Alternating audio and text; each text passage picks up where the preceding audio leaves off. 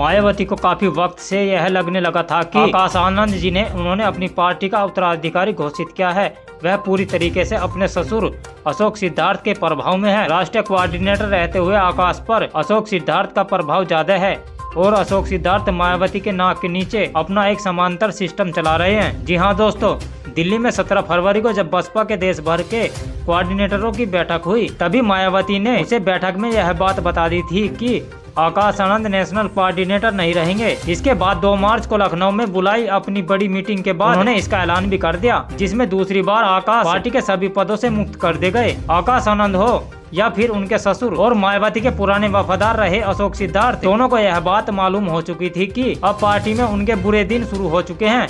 आकाश आनंद को कोऑर्डिनेटर पद और अपने उत्तराधिकारी हटने के पहले मायावती अशोक सिद्धार्थ को पार्टी से ही निलंबित कर चुकी थी।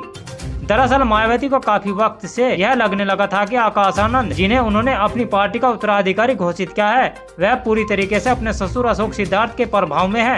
राष्ट्रीय कोऑर्डिनेटर रहते हुए आकाश पर अशोक सिद्धार्थ का प्रभाव ज्यादा है और अशोक सिद्धार्थ मायावती के नाक के नीचे अपना एक समांतर सिस्टम चला रहे हैं, जिसमें देश के बड़े कोऑर्डिनेटर और नेता बगैर मायावती की जानकारी के इनके सिस्टम का हिस्सा बन चुके हैं।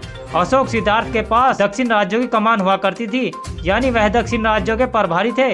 ऐसे में चंदे से लेकर संगठन तक अशोक सिद्धार्थ का असर था और मायावती को लगने लगा था कि अशोक सिद्धार्थ यहाँ अपना एक समांतर सिस्टम चला रहे हैं। कहा जाता है कि अशोक सिद्धार्थ कभी मायावती के बेहद ही खास पदाधिकारी थे, लेकिन हाल के दिनों में वह जगह रामजी गौतम ने ले ली है, जो अब नेशनल कोऑर्डिनेटर बन गए हैं।